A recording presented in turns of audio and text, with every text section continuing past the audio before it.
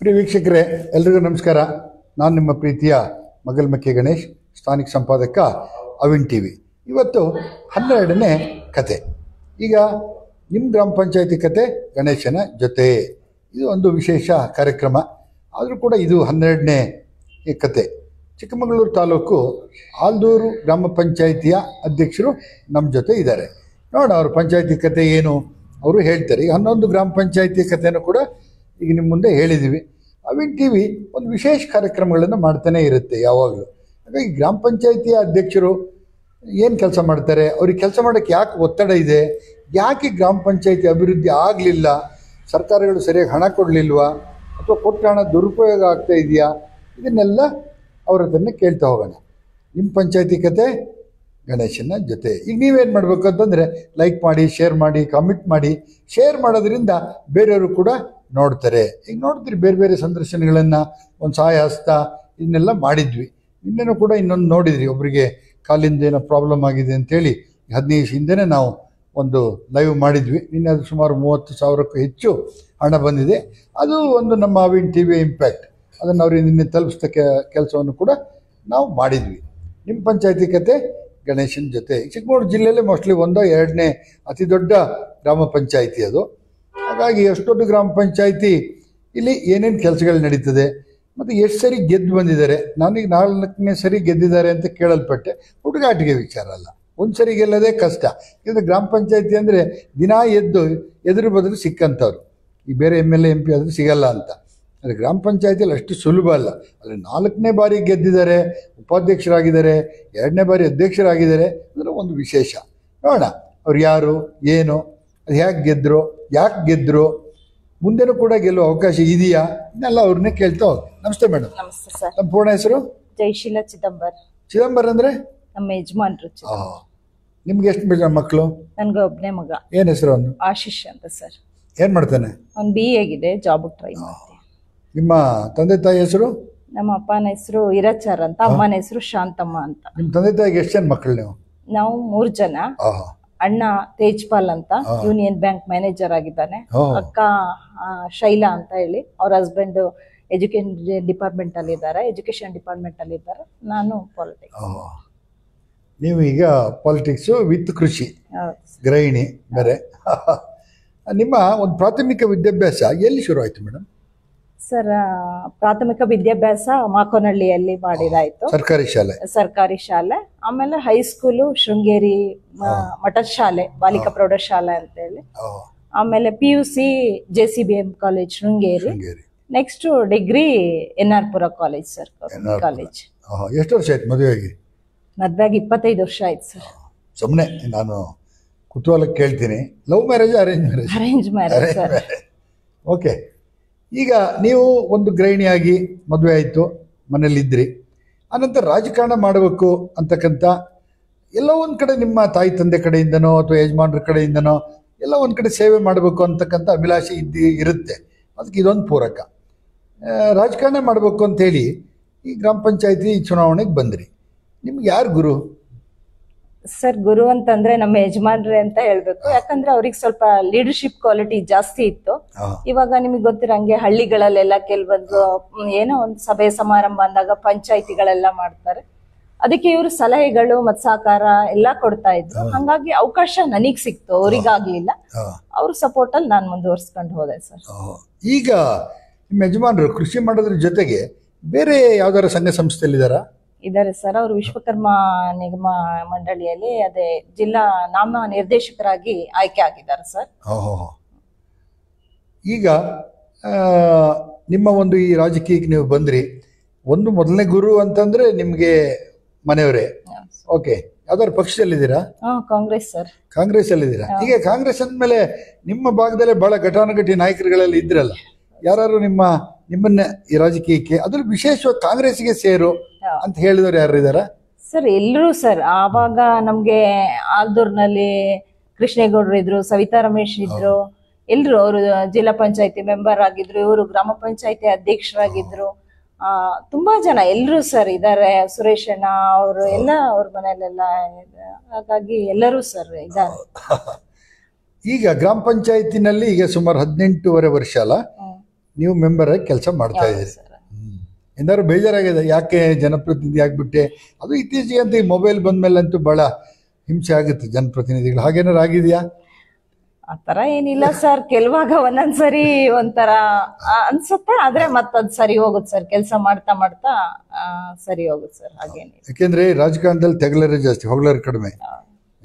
ನೀವು ಗ್ರಾಮ ಪಂಚಾಯತಿಗೆ ಪ್ರಥಮವಾಗಿ ಆಯ್ಕೆ ಆದಾಗ ಮೆಂಬರ್ ಆಗಿ ಆಯ್ಕೆ ಆದ್ರಿ, ಆಗೊಂದು ಕನಸಿತ್ತು ನಿಮಗೆ, ನಾನು ಏನಾದ್ರು ಗ್ರಾಮ ಪಂಚಾಯತಿನಲ್ಲಿ ಒಂದಷ್ಟು ಒಳ್ಳೆ ಕೆಲಸ ಮಾಡಬೇಕು, ಈ ಹಿಂದಿನವ್ರು ಮಾಡ್ತಾ ಇಲ್ಲ, ಅದು ಗ್ರಾಮ ಪಂಚಾಯತಿ ಕೆಲಸ ಮಾಡ್ತಾ ಇಲ್ಲ ಅಂತ ಏನಾದ್ರು ಅನ್ಸಿತ್ತಾ ನೀವು ಗ್ರಾಮ ಪಂಚಾಯತಿ ಬರೋಕ್ಕಿಂತ ಮುಂಚೆ?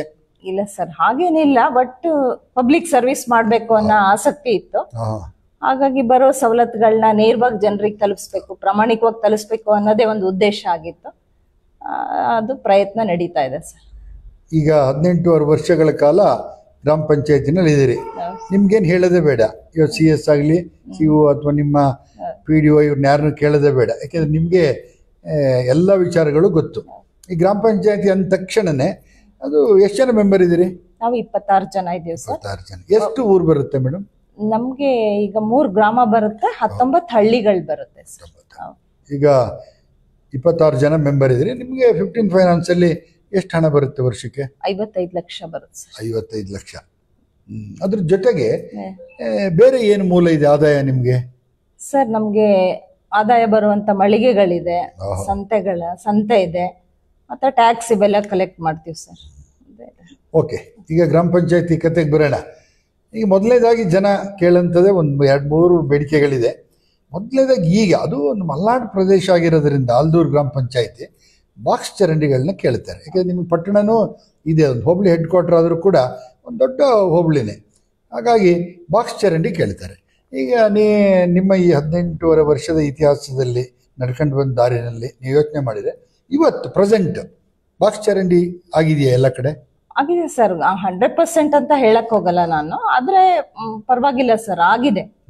ಇನ್ನು ಇದೆ, ಮಾಡೋ ಅನುದಾನ ಬಂದ್ರೆ ಡ್ರೈನೇಜ್ ಮಾಡ್ಬೇಕಾಗತ್ತೆ ಸರ್. ಕೆಲವು ಕಡೆ ಅವಶ್ಯಕತೆ ಇದೆ ಸರ್. ಇವಾಗ ಪ್ರಕೃತಿ ವಿಕೋಪ ಕಡೆಯಿಂದ ನಾವ್ ಎಷ್ಟು ಮಾಡಿದ್ರು ಸಮಸ್ಯೆ ಬಗೆಹರಿಯಲ್ಲ ಸರ್. ಹಾಗಾಗಿ ಇನ್ನೂ ಇದೆ ಮಾಡ್ಬೇಕಾಗಿರೋ ಅಂಥದ್ದು. ಅದ್ರ ಜೊತೆಗೆ ಈಗ ಮಳೆಗಾಲ ಸ್ಟಾರ್ಟ್ ಆಗುವಾಗ ಮೇ ಜೂನ್ ತಿಂಗಳಿನಲ್ಲಿ ಮುಂಚೆ ಎಲ್ಲ ಚರಂಡಿ ಕ್ಲೀನ್ ಮಾಡ್ತಾ ಇದ್ರು ಪಿಡಬ್ಲ್ಯೂಡಿನಲ್ಲಿ, ಈಗಿಲ್ಲ. ಹಾಗೆ ನೀವೇನಾದ್ರು ಗ್ರಾಮ ಪಂಚಾಯತಿಯಿಂದ ಆ ಚರಂಡಿಗಳನ್ನ ಕ್ಲೀನ್ ಮಾಡಿಸ್ತಕ್ಕಂಥ ಒಂದು ವ್ಯವಸ್ಥೆ ಏನಾದ್ರು ಮಾಡಿದ್ರ? ಮಾಡ್ತೀವಿ ಸರ್, ಚರಂಡಿಗಳನ್ನ ಕ್ಲೀನ್ ಮಾಡಿಸ್ತೀವಿ, ಎಲ್ಲ ಮಾಡಿಸಿದೀವಿ. ಆಮೇಲೆ ರಸ್ತೆ ಬದಿನಲ್ಲಿ ಇರ್ತಕ್ಕಂಥ ಕಸ ಕಡ್ಡಿ ಕ್ಲೀನ್ ಮಾಡಿಸೋಂಥದ್ದು, ಬೇಲಿ ಗಿಲಿ ಇದ್ರೆ ಕೊಚ್ಚಂತ ಆ ಥರದ್ದು ಏನಾದ್ರು ಇದೆ ಸರ್. ನಮ್ದೇ ಟ್ಯಾಕ್ಟ್ರಿ ಇದೆ, ಆಟೋ ಇದೆ, ಡೈಲಿ ಕಸನ ಎತ್ತುವಂತ ವ್ಯವಸ್ಥೆ ಇದೆ ಸರ್, ಮಾಡಿಸಿ. ಈಗ ಅದು ಆ ಜನಗಳಿಗೆ ಒಂದು ಪ್ರಜ್ಞೆ ಬರಬೇಕು, ನನ್ನ ಮನೆ ಹತ್ರ ಅಥವಾ ನನ್ನ ತೋಟದ ಪಕ್ಕದಲ್ಲಿ ನಾನು ಕ್ಲೀನ್ ಮಾಡಬೇಕು ಅನ್ನೋ ಮನೋಭಾವ ಬರಬೇಕು. ಎಲ್ಲದನ್ನೂ ಗ್ರಾಮ ಪಂಚಾಯತಿನೇ ಮಾಡಲಿ ಅಂತಂದ್ರೆ ಓಕೆ. ಆನಂತರ ಈಗ ನೀವು ಹೇಳಿದ್ರಿ 3 ಗ್ರಾಮಗಳು ಬರುತ್ತೆ, 19 ಊರು ಬರುತ್ತೆ ಅಂತ, ಅಲ್ಲಿ ಎಲ್ಲ ಕಡೆ ಕುಡಿಯೋ ನೀರಿನ ವ್ಯವಸ್ಥೆ ಆಗಿದೆಯಾ ಮೇಡಮ್?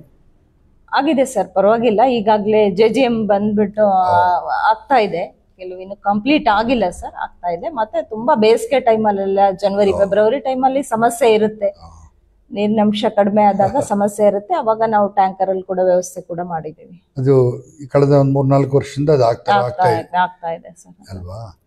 ಈಗ JGM ಹೇಳಿದ್ರೆ ಅದು ನೀರು ಎಲ್ಲ ಬರ್ತಾ ಇದೆಯಾ ಸರ್? ಅಷ್ಟೊಂದು ಕಂಪ್ಲೀಟ್ ಆಗ್ಲಿಲ್ಲ. ಕೆಲವು ಕಡೆ ಏನ್ ಮಾಡಿದಾರೆ ಅಂದ್ರೆ, ನಾವ್ ಹೇಳ್ತೀವಿ ಫಸ್ಟ್ ಸೋರ್ಸಸ್ ನೋಡಿ, ಬೋರ್ ಹೊಡೀರಿ, ಆಮೇಲೆ ನೆಕ್ಸ್ಟ್ ಉಳ್ದಿದ್ ಮಾಡಿ ಅಂತ ಹೇಳ್ತಾ ಇದೀವಿ.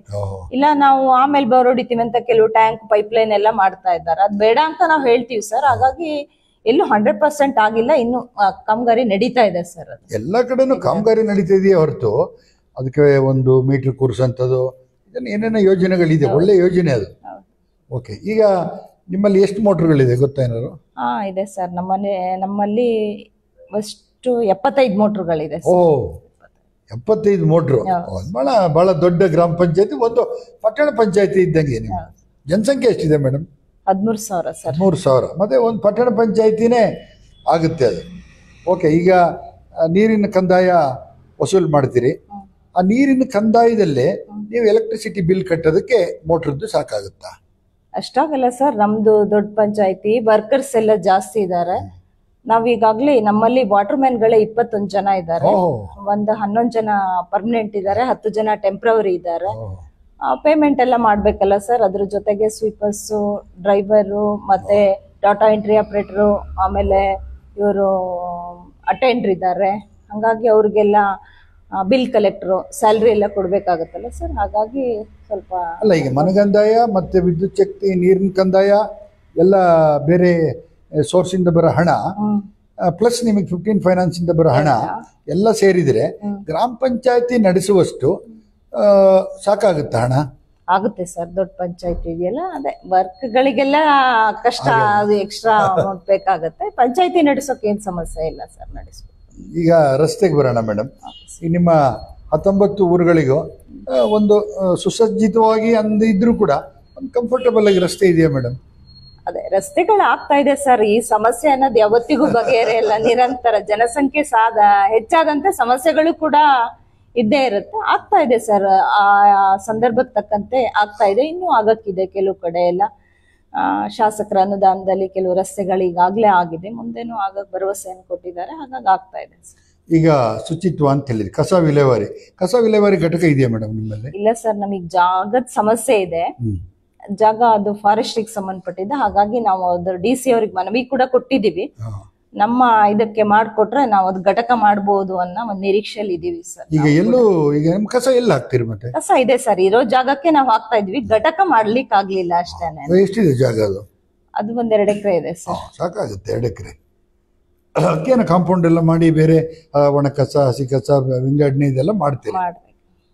ಈಗ ಬೇರೆ ಆ ಥರ ಕಸನ ತೆಗೆದು ಟ್ಯಾಕ್ಟ್ರಿಗೆ ಹಾಕೋದಕ್ಕೆ ಅಥವಾ ನಿಮ್ಮ ಆಟೋಗೆ ಹಾಕೋದಕ್ಕೆ ಎಷ್ಟು ಜನ ವರ್ಕರ್ಸ್ ಇದ್ದಾರೆ ಮೇಡಮ್? ಟೌನ್ ಇರೋದು 5 ಜನ ಇದ್ದಾರೆ, ಡ್ರೈವರ್ ಒಬ್ರು ಸೇರಿ 6 ಜನ. ಈಗ ಕಸ ವಿಲೇವಾರಿ ಸುಸಜ್ಜಿತವಾಗಿ ನಡೀತಾ ಇದೆ, ಏನು ತೊಂದರೆ ಇಲ್ಲ?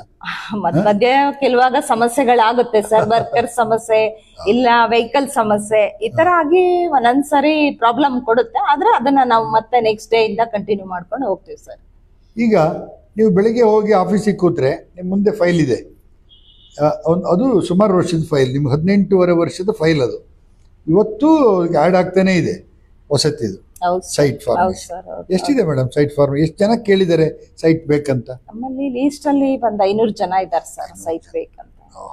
ಈಗ ಎಲ್ಲರೂ ಸರ್ಕಾರಿ ಜಾಗನ ಪತ್ತೆ ಮಾಡಿ ಸೈಟ್ ಮಾಡೋದಕ್ಕೆ ವ್ಯವಸ್ಥೆ ಮಾಡಿದ್ದೀರಾ?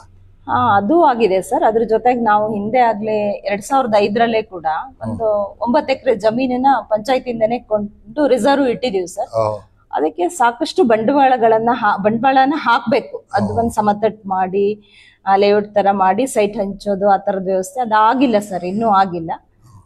ಅದಾದ್ರೆ ಖಂಡಿತವಾಗ್ಲೂ ಜನರ ಸಮಸ್ಯೆ ಬಗೆಹರಿತೆ. ಅದ್ರ ಜೊತೆಗೆ ಈಗಾಗ್ಲೇ ಈ ಶಾಸಕರು ಬಂದ್ಮೇಲೆ ಕೂಡ ಒಂದು 4 ಎಕರೆನ ಜಮೀನನ್ನ ಗುರುತು ಮಾಡಿ ಸರ್ಕಾರ ಅದನ್ನ ಗುರುತಿಸಿದೆ. ಆದ್ರೆ ಅಲ್ಲಿ ಸ್ಥಳೀಯ ಸಮಸ್ಯೆ ಇದೆ. ಈಗ ಎಲ್ಲಾ ಕಡೆ ಇರೋಂಗೆ ಸ್ಥಳೀಯ ಸಮಸ್ಯೆ ಇದೆ.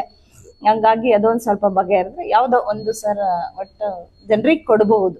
ಈಗ ನೀವು ಹೇಳಿದ್ರಿ 9 ಎಕರೆ ಕಾಯ್ದಿರಿಸಿದೀವಿ, ಜೊತೆಗೆ 4 ಎಕರೆ, ಬಟ್ 13 ಎಕರೆ ಪ್ರದೇಶ ನಿಮ್ಮ ಗ್ರಾಮ ಪಂಚಾಯತಿ ವ್ಯಾಪ್ತಿಗೆ ಬಂದ್ರೆ ನೀವು 13 ಎಕರೆನಲ್ಲಿ ಈ 500 ಸೈಟ್ಗಳನ್ನ ಫುಲ್ಫಿಲ್ ಮಾಡಬಹುದು? ಸಾಧ್ಯ ಆಗುತ್ತೆ? ಮಾಡ್ಬೋದು ಸರ್, ಖಂಡಿತ ಮಾಡ್ಬೋದು. ಆದ್ರೆ ಆಗುತ್ತೆ.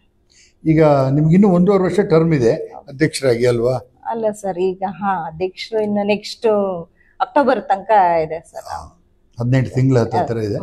ಆಗ್ಲಿ, ಅವಾಗ ಏನಾಗುತ್ತೆ ಅಂದ್ರೆ ಅಷ್ಟು ಅವಧಿನಲ್ಲಿ ನೀವು ಕಂಡ ಕನಸು, ಈಗ ನಾನು ಇಷ್ಟು ವರ್ಷ 18 ವರ್ಷ ಮೆಂಬರ್ ಆಗಿದ್ದೆ, ಅಧ್ಯಕ್ಷರಾಗಿದ್ದೆ, ಉಪಾಧ್ಯಕ್ಷರಾಗಿದ್ದೆ. ಅದ್ರ ಒಂದು ಕನಸು, ಅದು ಪರ್ಮನೆಂಟ್. ನೀವು ಬೇರೆ ಏನೇನೋ ಮಾಡ್ಬೋದು, ಅದೆಲ್ಲ ಆಯಾ ಯೋಜನೆಗಳಿಗೆ ಅನುಸಾರ ಇರುತ್ತೆ.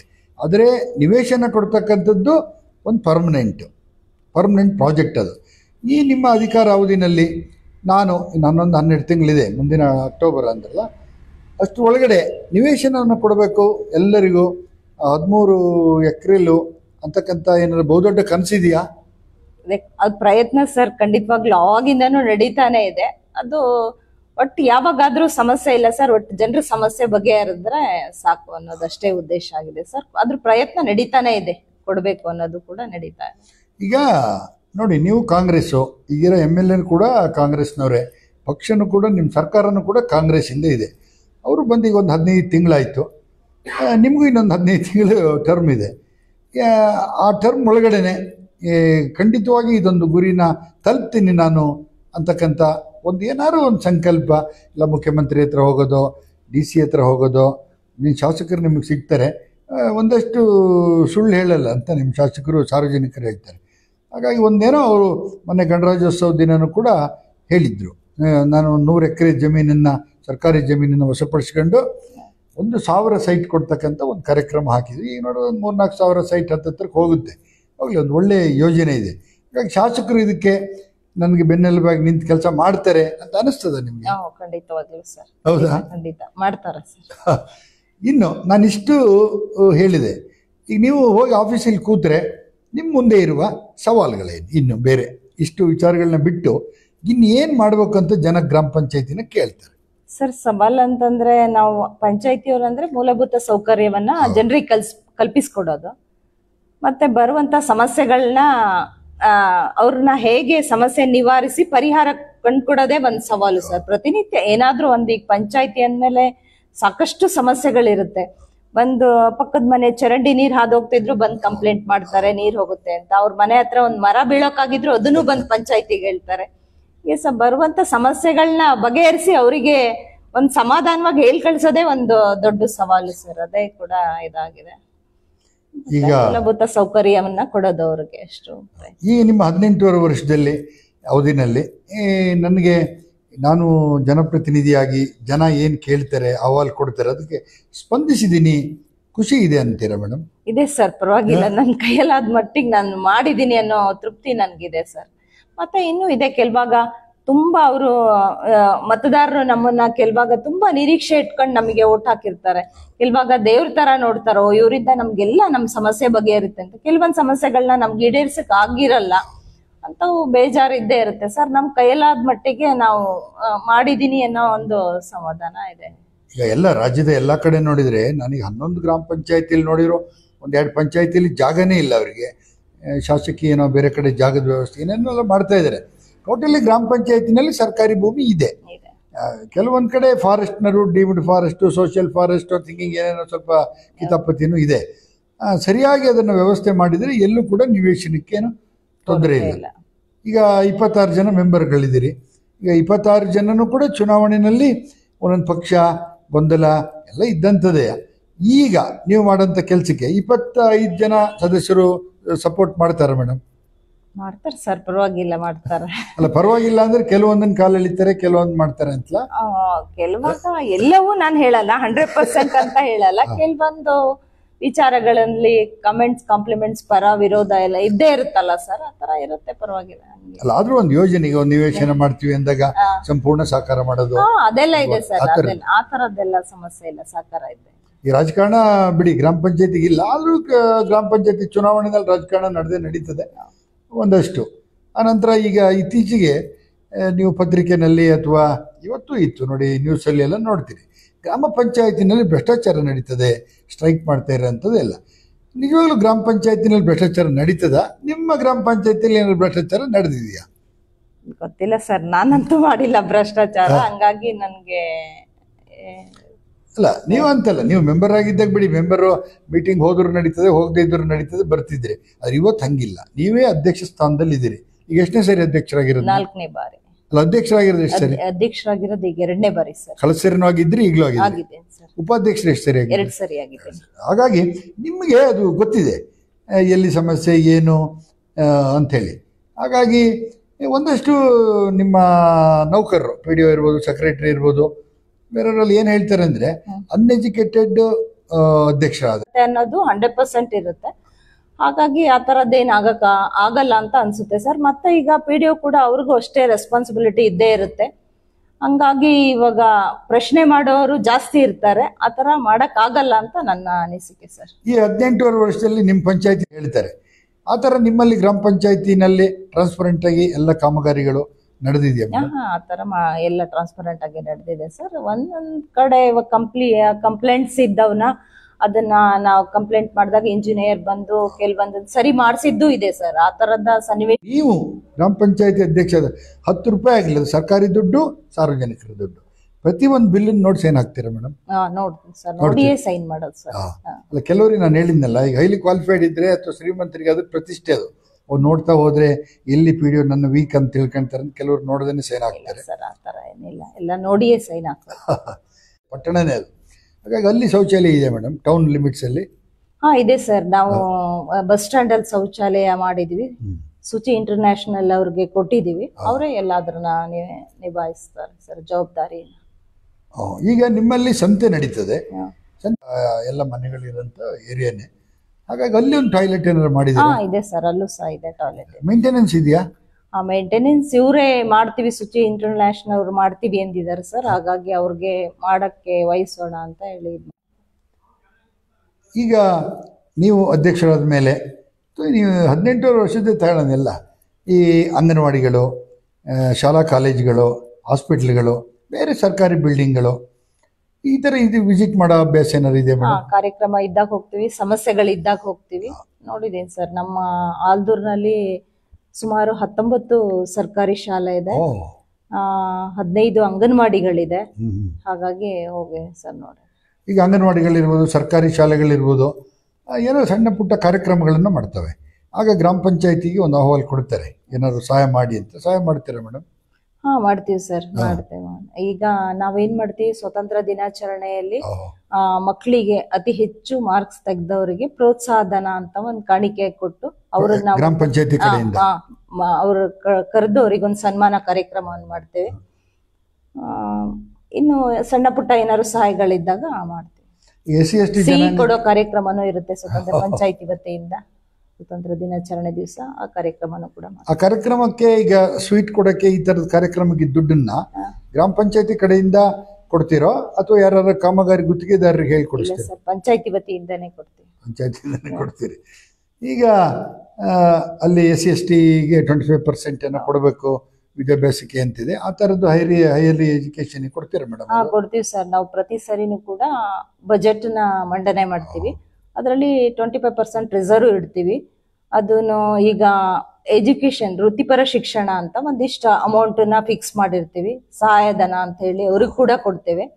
ಮತ್ತೆ ಇನ್ನು ಮಾರಣಾಂತಿಕ ಕಾಯಿಲೆ ಅವ್ರಿಗೆ ಕೂಡ ಸರ್ಟಿಫಿಕೇಟ್ ಆಧಾರದ ಮೇಲೆ ಅವರಿಗೂ ಕೂಡ. ಅದು SC/ST ಬರುತ್ತೆ, ಜನರಲ್ ಇಲ್ಲ ಸರ್, SC/ST ಮಾತ್ರ ಕೊಡ್ತೇವೆ. ಈಗ ಬೇರೆ ಜನಾಂಗದವರಿಗೆ, ಇತರೆ ಜನಾಂಗದವರಿಗೆ ಏನಾದ್ರು ಕಾಯಿಲೆ, ಕ್ಯಾನ್ಸರು, ಕಿಡ್ನಿ ಈ ಥರದ್ದೆಲ್ಲ ನೋಡ್ತೀರಲ್ಲ ನೀವು, ಆ ಥರದವ್ರು ನಿಮ್ಗೆ ಏನಾದ್ರು ಅಹವಾಲು ಕೊಟ್ಟರೆ ಅದಕ್ಕೂ ಸ್ಪಂದಿಸ್ತೀರಾ ನಿಮ್ಮ ಗ್ರಾಮ ಪಂಚಾಯತಿ ವ್ಯಾಪ್ತಿಯೊಳಗೆ? ಇಲ್ಲ ಸರ್, ವೈಯಕ್ತಿಕವಾಗಿ ಮಾಡ್ಬೋದು. ಪಂಚಾಯತಿ ವತಿಯಿಂದ ಆ ಥರ ಮಾಡಕ್ಕಿಲ್ಲ ಸರ್. ಈಗ ಪಟ್ಟಣ ಆಗಿರೋದ್ರಿಂದ ಅಲ್ಲಿ ಯಾವ್ದಾದ್ರು ಒಂದು ಅನಾಥ ಶವ ಈ ಥರ ಏನಾದ್ರು ಆದಾಗ ಅದರ ಒಂದು ಶವ ಸಂಸ್ಕಾರಕ್ಕೆ ಪಟ್ಟಣ ಪಂಚಾಯತಿ ನಾವೇ ಅದ್ರ ಖರ್ಚುಗಳನ್ನ ಭರಿಸಿ ಇದು ಮಾಡ್ತೀವಿ ಸರ್. ಪಂಚಾಯತಿ ವತಿಯಿಂದಾನೇ ಮಾಡ್ತೀವಿ. ಭಿಕ್ಷುಕರ ಅಂತ ಇರುತ್ತಲ್ಲ ಸರ್, ಅದರಲ್ಲಿ ನಿಭಾಯಿಸ್ಕೊಂಡ್ ಬರ್ತೀವಿ. ಇನ್ನೊಂದು JJM ಹೇಳಿದ್ರಿ, ಇನ್ನೊಂದು ಕುಡಿಯೋ ನೀರಿನ ವ್ಯವಸ್ಥೆನ ಎಲ್ಲ ಕಡೆ ಮಾಡಿದ್ದಾರೆ. ಶುದ್ಧ ನೀರಿನ ಘಟಕ ಅಂತ ಉಪಯೋಗಕ್ಕೆ ಬರಬೇಕು. ಯಾಕೆಂದರೆ ನಾವು ನೋಡಿ ನಮ್ಮ ಸ್ಟುಡಿಯೋಕ್ಕೆ ಕೂಡ ನಾವು ನೀರು ತರೋದು 5 ರೂಪಾಯಿ ಕೊಟ್ಟರೆ 20 ಲೀಟರ್ ನೀರು ಸಿಗುತ್ತೆ. ಇಲ್ಲಿ 3 ಘಟಕಗಳಿದೆ ಪಟ್ಟಣದಲ್ಲಿ. ಸ್ವಲ್ಪ ಹಳ್ಳಿಗಳಲ್ಲಿ ನಡೆಯೋದು ಕಷ್ಟ ಅದು, ಆದರೆ ಪಟ್ಟಣಗಳಲ್ಲಿ ನಡೀತದೆ. ನಿಮ್ಮ ಗ್ರಾಮ ಪಂಚಾಯತಿನಲ್ಲಿ ಎಷ್ಟು ಆ ಥರ ಶುದ್ಧ ನೀರಿನ ಘಟಕ ಮಾಡಿದ್ದಾರೆ? 2 ರನ್ನಿಂಗಲ್ಲಿ ಇದೆ ಸರ್. ಚಿಕ್ಕಮಗಳೂರಲ್ಲೂ ರನ್ನಿಂಗ್ ಇದೆ ಅಲ್ಲ, ಪಟ್ಟಣದಲ್ಲೂ ಅದು ಇರಬೇಕು. ಓಕೆ, ಇನ್ನು ನಿಮ್ಮ ಗ್ರಾಮ ಪಂಚಾಯತಿ ವ್ಯಾಪ್ತಿ ಕೇಳಿದರೆ ಅಧ್ಯಕ್ಷರಿಗೆ ಕೆಲಸ ಮಾಡೋಂಥದ್ದು ಸ್ವಲ್ಪ ಹೊರೆ ಕೆಲಸ. ಒಂದು ಸಣ್ಣ ಪುಟ್ಟದಕ್ಕೆಲ್ಲ ರಾತ್ರಿ ಫೋನ್ ಮಾಡ್ತಾರೆ, ಇದು ಹೋಗ್ಬೇಕಾಗುತ್ತೆ ಅಂತ ಸಂದರ್ಭದಲ್ಲಿ ಮನೆಯವರು ಕೋಆಪರೇಟ್ ಮಾಡ್ತಾರೆ ನಿಮಗೆ? ಅವರೇ ಹೋಗ್ತಾರೆ? ಇಲ್ಲ, ಅವ್ರು ಹೋಗಲ್ಲ, ನಾವು ಒಟ್ಟಿಗೆ ಹೋಗ್ತೀವಿ ಸರ್. ಡ್ರೈವಿಂಗ್ ಮಾಡೋರು ಬೇಕಲ್ಲ, ಹಂಗಾಗಿ ಒಟ್ಟಿಗೆ ಹೋಗ್ತೀವಿ ಸರ್. ಸಮಸ್ಯೆ ಇದ್ದಾಗ ಹೋಗ್ತೀವಿ, ಆ ಥರದ್ದು ಕಡಿಮೆ ಇದ್ದಾಗ ಖಂಡಿತವಾಗ್ಲೂ ಹೋಗಿ ಸ್ಪಂದನೆ ಮಾಡ್ತೀವಿ. ಹೆಣ್ಮಕ್ಳು ಸ್ಟ್ರಾಂಗ್ ಗುರು ಅಂತಲ್ಲ, ಹಂಗಾಗಿ ನೀವು ಡ್ರೈವಿಂಗ್ ಯಾಕೆ ಕಲ್ತಿಲ್ಲ ಮೇಡಮ್? ಹಾಗಾದ್ರೆ ಹೆದರಿಕೆ ಆಗುತ್ತಾ? ಓಕೆ, ಈಗ ಮನೆಯವರ ಕೋಆಪರೇಟ್ ಇರಲೇಬೇಕು. ಈಗ ಗಂಡ ರಾಜಕಾರಣಕ್ಕೆ ಹೋದರೂ ಹೆಂಡತಿ ಕೋಆಪರೇಷನ್ ಬೇಕೇ ಬೇಕು. ಹೆಂಡತಿ ರಾಜಕಾರಣದಲ್ಲಿದ್ದರೆ ಗಂಡ ಕೋಆಪರೇಷನ್ನು ಬೇಕು. ಈಗ ಗಂಡನ್ನು ಕೂಡ ಇವತ್ತು ನಿಮ್ಮ ಯಜಮಾನರು ಒಂದು ಸಂಘ ಸಂಸ್ಥೆಯಲ್ಲಿ ಒಂದು ಜಿಲ್ಲಾ ಮಟ್ಟದ ಅಧ್ಯಕ್ಷರಾಗಿ ಕೆಲಸ ಮಾಡ್ತಾ ಇದ್ದಾರೆ ಅಂತಂದರೆ, ಈಗಲೂ ಕೂಡ ನನಗೆ ಒಂದು ಫೋನ್ ಬಂದಿತ್ತು ಇಲ್ಲಿ ನೀವು ಲೈವ್ ಸ್ಟಾರ್ಟ್ ಆಗೋಕ್ಕಿಂತ ಮುಂಚೆ. ತುಂಬ ಜಯಶೀಲ್ ಅವರ ಯಜಮಾನರು ಬರೋ ಒಳ್ಳೆ ಮನುಷ್ಯ, ನಮ್ಮ ಸಮುದಾಯದ ಮನೆಗಳಿಗೆ ತುಂಬ ಸರಿ ಭೇಟಿ ಮಾಡ್ತಾರೆ. ಈ ಸ್ಕಾಲರ್ಶಿಪ್ ವಿಚಾರದಲ್ಲಿ ಅವ್ರ ನಂಬರ್ ನಮಗೆ ಬೇಕಾಗುತ್ತೆ ಅಂತ ಹೇಳಿದರು. ನಿಮ್ಮಿಬ್ಬರ ಬಗ್ಗೆನೂ ಒಳ್ಳೆ ಒಂದು ಅಭಿಪ್ರಾಯ ಇದೆ. ಓಕೆ ಮೇಡಮ್, ಇನ್ನು ನಿಮ್ಮ ಗ್ರಾಮ ಪಂಚಾಯತಿಗೆ ನಿಮ್ಮ ಈ 18.5 ವರ್ಷದ ಒಂದು ಅವಧಿನಲ್ಲಿ ನೀವು ಕಂಡಂಥ ಕನಸು ಯಾವುದು ನೆನಸಾಗಿಲ್ಲ? ಅದೇ ಸರ್, ಈಗ ನಿವೇಶನ ರೈತರಿದಾರಲ್ಲ ಅವ್ರಿಗೊಂದು ಒಂದ್ ನೆಲೆ ಅಂತ ಆದ್ರೆ ಖಂಡಿತವಾಗ್ಲೂ ಸಮಸ್ಯೆ ಬಗೆಹರಿದಂಗೆ ಆಗುತ್ತೆ ಅಂತ ನನ್ನ ಅಭಿಪ್ರಾಯ ಸರ್. ಇನ್ನು ಈ 18 ವರ್ಷದಲ್ಲಿ ನೀವು ಕಂಡ ಕನಸು ಯಾವ್ದು ನೆನಸಾಗಿದೆ? ನೀವು ಗ್ರಾಮ ಪಂಚಾಯತಿಗೆ ಬಂದ್ರಿ, ಬಂದಾಗ ಇನ್ನೇನು ಸಮಸ್ಯೆಗಳು ಬಿಡಿಯೋದು ಹೋಗ್ಲಿ, ಆದರೆ ನೀವು ನಿಮಗೆ ಖುಷಿ ತಂದ ಘಟನೆಗಳು ಅಥವಾ ಇಂಥನ್ನ ಮಾಡಿದ್ವಿ ನಮ್ಮ ಪೀರಿಯಡಲ್ಲಿ, ಇಲ್ಲ ಮೆಂಬರ್ ಆದಾಗ, ಉಪಾಧ್ಯಕ್ಷ ಆದಾಗ, ಇಲ್ಲ ನಾನು ಅಧ್ಯಕ್ಷ ಆದಾಗ ಅಂತ ನಿಮ್ಮ ಕನಸು ಏನಿತ್ತು ಅದು ಯಾವ್ದು ನೆರವೇರಿದೆ ಮೇಡಮ್? ಕನಸು ಅನ್ನೋದಕ್ಕಿಂತ ಸರ್, ಆಯಾ ಸಂದರ್ಭಕ್ಕೆ ಯಾವ್ಯಾವ ತರ ಸಮಸ್ಯೆಗಳು ಬರುತ್ತೆ ಅದನ್ನ ನಿಭಾಯಿಸುವಲ್ಲಿ ನಾನು ಖಂಡಿತವಾಗ್ಲೂ ಪ್ರಯತ್ನ ಪಟ್ಟಿದ್ದೀನಿ. ಹಾಗಾಗಿ ನನಗೆ ಜನರ ಸೇವೆ ಮಾಡಿದ್ರಲ್ಲಿ ನನಗೆ ತೃಪ್ತಿ ಇದೆ ಸರ್. ಹಾಗಾಗಿ ಈಗ ಒಂದೇನಾಗುತ್ತೆ ಅಂದರೆ, ಈಗ ನಿಮ್ಮ ಆಲ್ದೂರು ಭಾಗದಲ್ಲೇ ಕೆಲವು ಸಣ್ಣದು ಒಂದು 10-20 ಸಾವಿರದ್ದು, ಒಂದು 5 ಲಕ್ಷದೊಳಗೆ, 10 ಲಕ್ಷದೊಳಗೆ ಕೆಲವೊಂದು ಕಾಮಗಾರಿಗಳನ್ನೆಲ್ಲ ನೀವು ಮನಸ್ಸು ಮಾಡಿದರೆ ನಿಮ್ಮ ಆಲ್ದೂರಿನಿಂದ ಹೊರಗಡೆ ಹೋದಂಥವ್ರು, ಇದು ಚಿಕ್ಕಮಗಳೂರಲ್ಲಿರೋರು, ಬೆಂಗಳೂರು, ಹೊರಗಡೆ ಫಾರಿನ್ನಲ್ಲ ಇರೋಂಥವ್ರು ಒಂದಷ್ಟು ಸಹಾಯ ಮಾಡ್ತಾರೆ. ಆಗ ನೀವು ಒಂದಷ್ಟು ಯೋಚನೆ ಮಾಡಿ ಅಂಥವ್ರನ್ನ ಒಂದು ನಿಮ್ಮ ಗಮನಕ್ಕೆ ತಗೊಂಡು, ಒಂದು ಶೌಚಾಲಯ ಇರ್ಬೋದು, ಒಂದು ಬಸ್ ಸ್ಟ್ಯಾಂಡ್ ಇರ್ಬೋದು, ಅಥವಾ ಬೇರೆ ಒಂದು ನಿಮ್ಮ ಸರ್ಕಾರಿ ಶಾಲೆಗಳಿಗೆ ಕುಡಿಯೋ ನೀರಿಂದು ಫಿಲ್ಟ್ರ್ಗಳು, ಆ ಥರದ್ದೇನಾದ್ರು ಒಂದು ಮಾಡಿಸುವ ಸಾಧ್ಯತೆ ಇದೆ. ಕೆಲವು ಕಡೆ ಮಾಡಿದ್ದಾರೆ. ನೀವೇನಾದ್ರು ಆ ಥರ ಮಾಡಿದ್ದೀರಾ? ಮಾಡಿದ್ದಾರೆ ಸರ್. ಕೆಲವರು ಶಾಲೆಗೆಲ್ಲ ಫಿಲ್ಟರ್ಗಳನ್ನ ಕೊಟ್ಟಿದ್ದಾರೆ. ಮತ್ತೆ ನಮ್ಗೆ ಒಂದು ಮಹಿಳಾ ಸಮಾಜ ಅಂತ ಕೂಡ, ಅದನ್ನು ಕೂಡ ವೈಯಕ್ತಿಕವಾಗಿ ಅವರೇ ಮಾಡಿಕೊಟ್ಟಿರೋ ಅಂಥದ್ದು, ಆ ಥರದ ಸಹಾಯಗಳನ್ನ ಮಾಡಿದ್ದಾರೆ ಸರ್. ಆ ಥರದ್ದು ಮಾಡ್ತಾರೆ. ಯಾಕೆ ನೀವೇ ಕೇಳಿದಾಗ ಏನೋ ಗ್ರಾಮ ಪಂಚಾಯತ್ ಅಧ್ಯಕ್ಷರು ಬಂದರೆ ಒಂದು ಏನೋ ನಾಳೆ ಒಂದು ಹೆಲ್ಪ್ ಆಗುತ್ತೆ, ಒಂದು ಲೈಟ್ ಹೋದರೆ ರೋಡು ಚರಂಡಿ ಅಂತಲಾರು ಒಂದು ಸಹಕಾರ ಮಾಡ್ತಾರೆ. ಯಾಕೆಂತಂದ್ರೆ ಅಧ್ಯಕ್ಷರು ಹೋದಾಗ ಅದಕ್ಕೆ. ಈಗ ನಿಮ್ಮ ಆಲ್ದೂರಿನಲ್ಲಿ ನೋಡಿದೆ ನನ್ನ ಫೋಟೋ, ಇದರಲ್ಲಿ ಉಪಗ್ರಹ ಒಂದು ಸ್ವಂತ ಉಪಗ್ರಹ ಬಿಟ್ಟಂಥದ್ದು ವ್ಯಕ್ತಿ, ಅವ್ರನ್ನ ಕರೆದು ಸನ್ಮಾನ ಮಾಡಿದರೆ ನಾವು ಕೂಡ ಅವ್ರನ್ನ ಇಂಟರ್ವ್ಯೂ ಮಾಡಿದ್ವಿ. ಈಗ ನೀವು ನಿಜ ಹೇಳಿ ಮೇಡಮ್, ನಿಮ್ಮದು 26 ಜನ ಮೆಂಬರ್ ಇರ್ತಕ್ಕಂಥ ಒಂದು ಗ್ರಾಮ ಪಂಚಾಯತ್, ಸರ್ಕಾರ ಈಗಿರೋ ಯೋಜನೆಗಳನ್ನ ಬಿಟ್ಬಿಡಿ, ಈಗಿರೋ ಯೋಜನೆಗಳು ಕುಂಠಿತ ಹೆಂಗೋ ಆಗ್ತಾ ಬರುತ್ತೆ ಬಿಟ್ಟು, ನಿಮ್ಗೆ ಇನ್ನೆಷ್ಟು ಹಣನ ಸರ್ಕಾರ ಸ್ಪೆಷಲ್ ಗ್ರ್ಯಾಂಟ್ ಒಂದು ಗ್ರಾಮ ಪಂಚಾಯತಿಗೆ ಅಥವಾ ಒಂದು ಮೆಂಬರ್ ವೈಸ್ ಒಂದು ಮೆಂಬರಿಗೆ ಎಷ್ಟು ಹಣ ಕೊಟ್ಟರೆ ಗ್ರಾಮ ಪಂಚಾಯತಿ ಚೆನ್ನಾಗಿ ನಡೀತದೆ ಅನ್ನಿಸ್ತದೆ ಮೇಡಮ್? ಸರ್, ಇವಾಗ ನಮ್ಮ ಪಂಚಾಯತಿಯಲ್ಲಿ ಬರುವಂತ ಆದಾಯನೇ ಕೂಡ ಟ್ಯಾಕ್ಸು ಮತ್ತೆ ಮಳಿಗೆ, ನಾವು ಸುಮಾರು ಒಂದು 40 ಮಳಿಗೆಗಳನ್ನ ಮಾಡಿದೀವಿ. ಅದರಿಂದ ಬರುವಂತ ಆದಾಯ, ಸಂತೆ, ಆಮೇಲೆ ಕುರಿ ಮಟನ್, ಇವುಗಳಿಂದ ಬರುವಂತ ಆದಾಯ, ಹಂದಿ ಮಾಂಸ, ಇವರಲ್ಲೆಲ್ಲ ಸಾಕಷ್ಟು ಆದಾಯಗಳು ಬರುತ್ತೆ. ಟ್ಯಾಕ್ಸ್ ಎಲ್ಲ ಸೇರಿ ಒಂದು 75 ಲಕ್ಷ ತನಕ ಅನುದಾನ ಬಂದೇ ಬರುತ್ತೆ. ಆಮೇಲೆ ನಾನು ಈಗಾಗಲೇ ನೋಡಿರೋ ಹಂಗೆ ಸಾಕಷ್ಟು ಸರ್, ನಾನು 2005ರಲ್ಲಿ ಕೂಡ ಚುನಾಯಿತ ಪ್ರತಿನಿಧಿ ಆದೆ. ಆಗ ಕೂಡ ಏನಂದ್ರೆ ಒಂದು ಸ್ಕೀಮ್ ಬಂತು ಸರ್, ಸುವರ್ಣ ಗ್ರಾಮ ಯೋಜನೆ ಅಂತ ಹೇಳಿ. ಅದು ಒಂದು ಪ್ಯಾಕೇಜ್ ಸರ್. ಅದರಲ್ಲಿ 1 ಕೋಟಿ ಪ್ರಾಜೆಕ್ಟ್ ಅದು. ಆಗ ಕುಮಾರಸ್ವಾಮಿ ಅವರು MLA ಅವರಾಗಿದ್ರು. ಅದರಲ್ಲಿ ಎಲ್ಲದೂ ಇತ್ತು ಸರ್, ರಸ್ತೆ, ಸಮುದಾಯ ಭವನ, ನೀರು, ನಿವೇಶನ, ಈ ತರ ಒಂದು ಪ್ರಾಜೆಕ್ಟ್ ಬಂದಾಗ ಎಲ್ಲ ಏರಿಯಾದಲ್ಲೂ ಕೂಡ ಸಾಕಷ್ಟು ಸಮಸ್ಯೆಗಳು ಬಗೆಹರುತ್ತೆ ಸರ್. ಅದಾದ ನಂತರ ನೆಕ್ಸ್ಟ್ ಇವ್ರು ನಿಂಗಯ್ಯ ಸರ್ MLA ಅವರಾದಾಗ ಕೂಡ ಗ್ರಾಮಾಭಿವೃದ್ಧಿ ಯೋಜನೆ ಅಂತ, ಅದು ಒಂದು 75 ಲಕ್ಷದ ಪ್ರಾಜೆಕ್ಟ್ ಸರ್. ಅದು ಬಂದಾಗ್ಲೂ ಕೂಡ ಸಾಕಷ್ಟು ಸಮಸ್ಯೆಗಳು ಬಗೆಹರಿತು. ಅದೆಲ್ಲಾ ಕಡೆನೂ ಕೂಡ ಅನುದಾನಗಳ ಹಂಚಿಕೆ ಕೂಡ ಆಯ್ತು. ಹಾಗಾಗಿ ಆ ತರದ ಒಂದು ಯೋಜನೆಗಳು ಬಂದ್ರೆ ಖಂಡಿತವಾಗ್ಲೂ ಸಾಕಷ್ಟು ಸಮಸ್ಯೆಗಳು ಹಳ್ಳಿಯಲ್ಲಿ ಬಗೆಹರುತ್ತದೆ ಅನ್ನೋದು, ಒಂದು ಊರು ಕೂಡ ಅಭಿವೃದ್ಧಿ ಆಗುತ್ತೆ ಅನ್ನೋದು ನನ್ನ ಒಂದು. ಈಗ ಒಂದು ಸ್ಪೆಷಲ್ ಗ್ರಾಂಟ್ ಆಗಿ ಒಬ್ಬ ಗ್ರಾಮ ಪಂಚಾಯತಿ ಮೆಂಬರಿಗೆ ಸರ್ಕಾರ ಎಷ್ಟು ಲಕ್ಷ ಕೊಟ್ಟರೆ ಅವನೊಂದಷ್ಟು ಉಸಿರಾಡ್ಬೋದು, ಬಯಸ್ಕೊಂಡು ತಪ್ಪಿಸ್ಕೊಬೋದು ಅಂತ ಅನ್ಕೊಂತೀವಿ. ಒಂದೊಂದು ಗ್ರಾಮ ಪಂಚಾಯತಿಯವರು ಎಲ್ಲ ಹೇಳಿದ್ದಾರೆ, ಇಷ್ಟು ಹಣನ ಏನಾದ್ರು ಕೊಟ್ಟರೆ ಸರ್ಕಾರ ಅಂತ. ನಿಮ್ಮ ಗ್ರಾಮ ಪಂಚಾಯತ್ ಒಬ್ಬ ಮೆಂಬರಿಗೆ ಸ್ಪೆಷಲ್ ಆಗಿ ಎಷ್ಟು ಹಣ ಕೊಟ್ಟರೆ ಒಂದು ಅಭಿವೃದ್ಧಿಗೆ ಸಹಕಾರ ಆಗುತ್ತೆ ಮೇಡಮ್? ಸರ್, ಎಷ್ಟು ಕೊಟ್ರು ಇವಾಗಿನ ವ್ಯವಸ್ಥೆಯಲ್ಲಿ ಇರುವಂತ ಸಮಸ್ಯೆಗೆ ನಾನು ಎಷ್ಟು ಅಂತ ಇತಿಮಿತಿ ಹೇಳಕ್ ಬರಲ್ಲ ಸರ್. ಎಷ್ಟು ಕೊಟ್ರು ಕೂಡ ಸಾಕಾಗಲ್ಲ. ಆದ್ರೆ ಇವಾಗ ಕೊಡ್ತಿರೋದು ಅನುದಾನ ಸ್ವಲ್ಪ ಕಡಿಮೆ ಆಗಿದೆ. ಹಾಗಾಗಿ ಜನರ ಸಮಸ್ಯೆನ ಬಗೆಹರಿಸೋಕ್ ಕಷ್ಟ ಆಗ್ತಾ ಇದೆ. ಈ ತರ ನಾನು ಹೇಳ್ದಂಗೆ ಆ ತರದೊಂದು ಪ್ರಾಜೆಕ್ಟ್ ಎಲ್ಲ ಬಂದ್ರೆ ಸಾಕಷ್ಟು ಸಮಸ್ಯೆಗಳನ್ನ ಬಗೆಹರಿಸಬಹುದು ಅಂತ. ಮತ್ತೆ ನಾವು ಪ್ರತಿ ವರ್ಷ ಕೂಡ ಈಗ ಹೊಸದಾಗಿ ಬಂದಂತ ಎಲ್ಲಾ ಸದಸ್ಯರು ಕೂಡ ಆ ಏರಿಯಾದಲ್ಲಿ ಕೆಲಸ ಮಾಡ್ಬೇಕು, ಒಳ್ಳೆ ಹೆಸರು ತಗೋಬೇಕು ಅನ್ನೋ ಉದ್ದೇಶ ಕೂಡ ಸಾಕಷ್ಟು ಇರುತ್ತೆ. ಹಾಗಾಗಿ ಬಂದಂತ ಅನುದಾನನ ಹೆಚ್ಚು ಎಲ್ಲಿ ಸಮಸ್ಯೆ ಇದೆ ಅಂತ ಕಡೆ ಇಟ್ಟು ನಿಭಾಯಿಸ್ಕೊಂಡು ಬರ್ತಾ ಇದ್ದಾರೆ ಸದಸ್ಯರು ಕೂಡ. ಹಾಗಾಗಿ ಒಂದು ಅದೇ ನಾನು ಹೇಳ್ದೆ ಅಲ್ಲ ಸರ್, ಅನುದಾನ ನಾನು ಇಷ್ಟಂತ ಹೇಳಲಿಕ್ಕೆ ಬರಲ್ಲ, ಅದು ಎಷ್ಟು ಕೊಟ್ರು ಸಾಕಾಗಲ್ಲ. ಹಾಗಾಗಿ ಹೆಚ್ಚಿನ ಅನುದಾನ ಕೊಟ್ರೆ ಸಮಸ್ಯೆ ಬಗೆಹರಿಬಹುದು. ಈಗ ನೋಡಿ, ಬೇರೆ ಗ್ರಾಮ ಪಂಚಾಯತಿಯವ್ರು ಏನು ಹೇಳಿದ್ರು ಅಂದರೆ, ಒಬ್ಬ ಮೆಂಬರಿಗೆ ಈಗ ಬರೋದು okay, MLA fund MP fund ಎಲ್ಲ ಬಿಟ್ಟು 10 ಲಕ್ಷ ರೂಪಾಯಿ ಕೊಡಬೇಕು ಒಬ್ಬ ಮೆಂಬರಿಗೆ. ನಿಮ್ದಂದ್ರೆ 26 ಜನ ಮೆಂಬರ್ ಅಂದರೆ 2,60,00,000 ಅಷ್ಟು ಕೊಟ್ಟರೆ ಅದೇನು ಪ್ರತಿ ವರ್ಷ ಕೊಡೋಂಥದ್ದಲ್ಲ, ಒಂದು 2 ಅಥವಾ 3 ವರ್ಷ ಕೊಟ್ಬಿಟ್ರೆ ನಿಮ್ಮ ಗ್ರಾಮ ಪಂಚಾಯಿತಿಯ 80% ಪ್ರಾಬ್ಲಮ್ ಸಾಲ್ವ್ ಆಗುತ್ತೆ. ಈಗ ನೀವು ಹೇಳಿದ್ರಿ ಎಲ್ಲ ಅಂಗಡಿ ಮಳಿಗೆದು ಇದು ಎಲ್ಲ ದುಡ್ಡು ಬರುತ್ತೆ ಅಂತ, ಅದು ನಿಮಗೆ ಮೇಂಟೆನೆನ್ಸಿಗೆ ಆಯಿತು, ಏನೂ ತೊಂದರೆ ಇಲ್ಲ, ಮೇಂಟೈನ್ ಮಾಡ್ಬೋದು, ಓಕೆ. ಆದರೆ ಹೊಸ ಪ್ರಾಜೆಕ್ಟನ್ನು ಈ ಆಲ್ದೂರು ಗ್ರಾಮ ಪಂಚಾಯತಿನಲ್ಲಿ ಏನು ಬಯಸ್ತೀರಿ ಮೇಡಮ್? ಅದು ದೊಡ್ಡ ಪಂಚಾಯತಿ, ಅದೊಂದು ಪಟ್ಟಣ ಪಂಚಾಯತಿ ಇದ್ದಂಗೆ ಇದೆ. ಮತ್ತೊಂದು ಪ್ರವಾಸೋದ್ಯಮದ ಒಂದು ಹಾದಿ ಅಲ್ಲೇನೆ ಎಲ್ಲ, ಈಗ ನೀವು ಶೃಂಗೇರಿ ಇರ್ಬೋದು, ಹೊರನಾಡು ಇರ್ಬೋದು, ಕಳಸ ಭಾಗಕ್ಕೆ ಎಲ್ಲ ಹೋಗೋಂಥದ್ದು, ಭಾಳ ವೆಹಿಕಲ್ಗಳು ಜಾಸ್ತಿ ಇರೋಂಥದ್ದು. ಹಾಗಾಗಿ ಆ ಒಂದು ಇದನ್ನ ಇಂಪ್ರೂವ್ ಮಾಡೋದಕ್ಕೆ ಹೊಸ ಯೋಜನೆಗಳು ಏನು ಮೇಡಮ್? ನೀವೇ ಹೇಳ್ದಂಗೆ ಸರ್, ಪ್ರವಾಸಿ ಮಂದಿರಕ್ಕೆ ಹೋಗುವಂತ ದಾರಿ ಇರುವಾಗ ಅಲ್ಲಿ ನಮ್ಗೊಂದು ಪ್ರವಾಸಿ ಮಂದಿರ ಅವಶ್ಯಕತೆ ಇದೆ ಸರ್, ಅಲ್ಲಿ ಇಲ್ಲ. ಹಂಗಾಗಿ ಅದು ಒಂದು ಕೂಡ ಪ್ರವಾಸಿ ಮಂದಿರದ ಅವಶ್ಯಕತೆ ಇದೆ. ಮತ್ತೆ ಅದ್ರ ಜೊತೆಗೆ 100 ಬೆಡ್ಡಿನ ಆಸ್ಪತ್ರೆ ಕೂಡ, ಅಲ್ಲಿ ಹೆಚ್ಚು ಕೂಲಿ ಕಾರ್ಮಿಕರು ಇರುವಂತ ಜನಸಂಖ್ಯೆ ಕೂಡ ಜಾಸ್ತಿ ಇದೆ. ಹಾಗಾಗಿ ಹಾಸ್ಪಿಟ್ಲಿಗೆ ಬೇರೆ ಕಡೆ ಜಾಗ ಆಗಿ ಒಂದು ದೊಡ್ಡ ಹಾಸ್ಪಿಟ್ಲ್ ಆದಾಗ ಜನರ ಸಮಸ್ಯೆ ಕೂಡ ಬಗೆಹರಿಯುತ್ತೆ ಅಂತ ಹೇಳಕ್ ನಾನು ಬಯಸ್ತೇನೆ.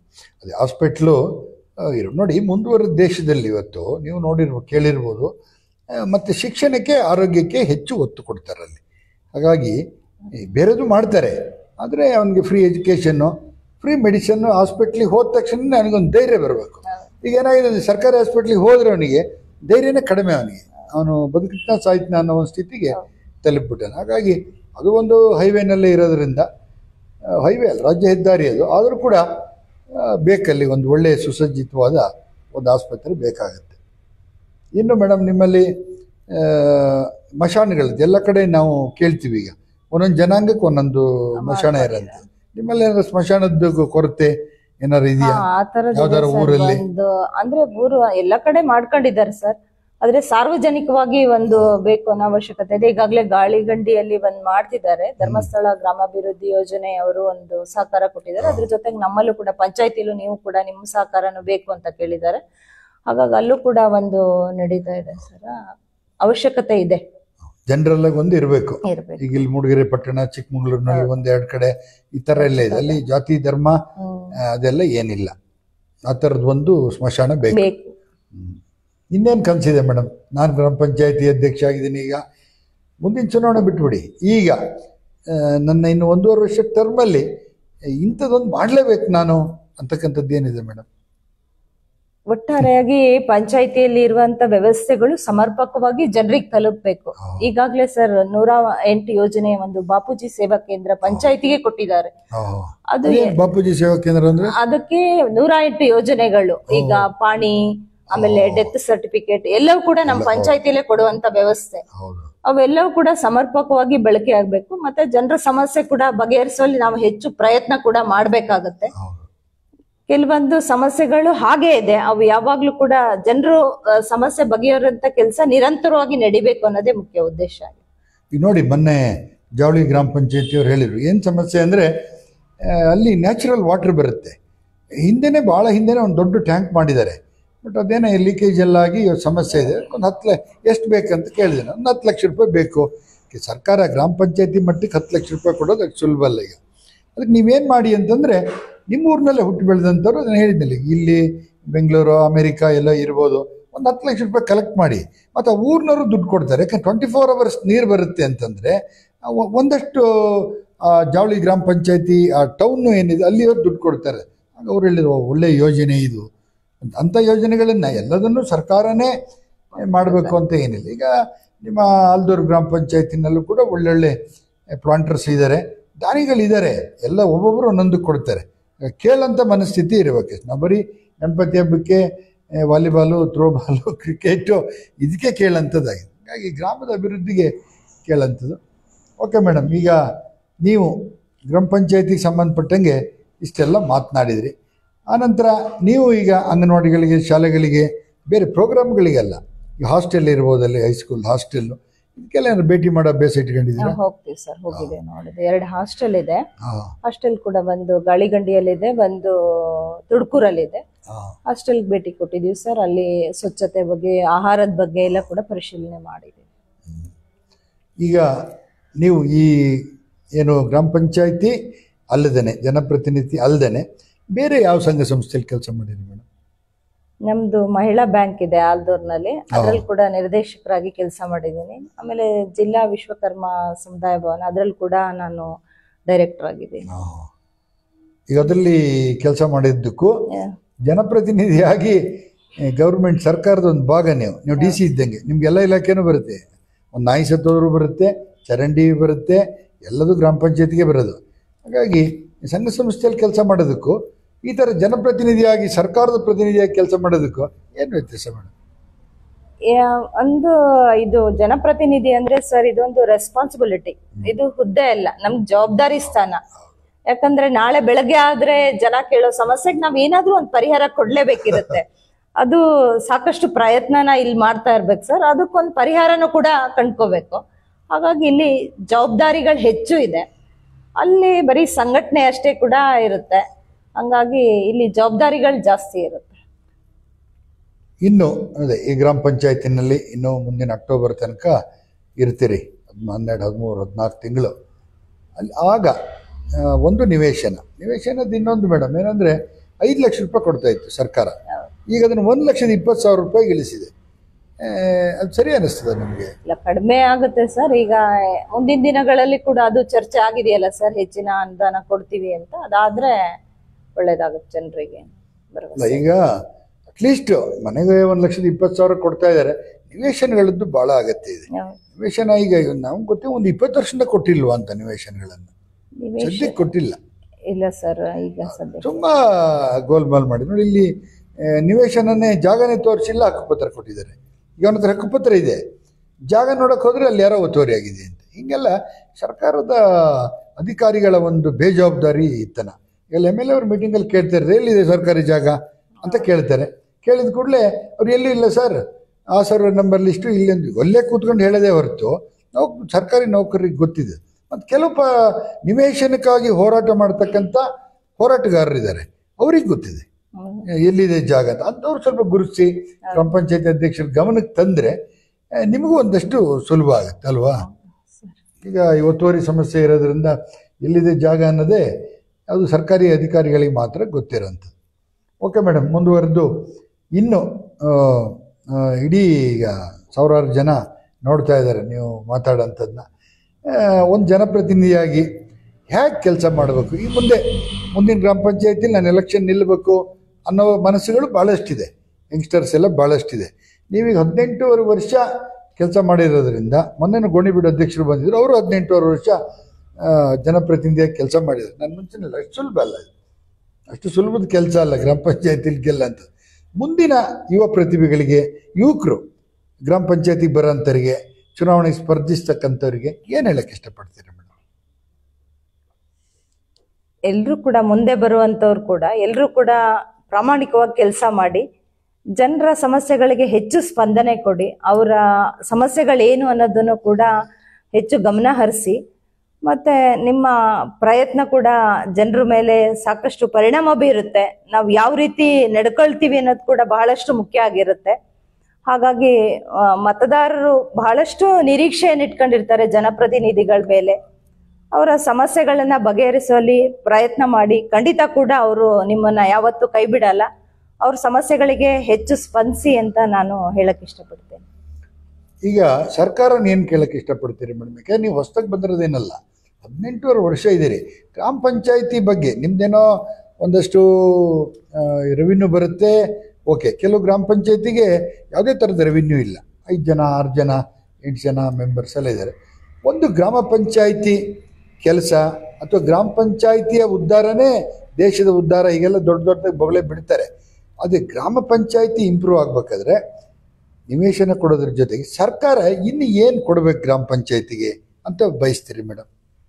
ಸರ್, ಇದ್ರ ಬಗ್ಗೆ ಸಾಕಷ್ಟು ಕೂಡ ಚರ್ಚೆ ಆಗಿದೆ.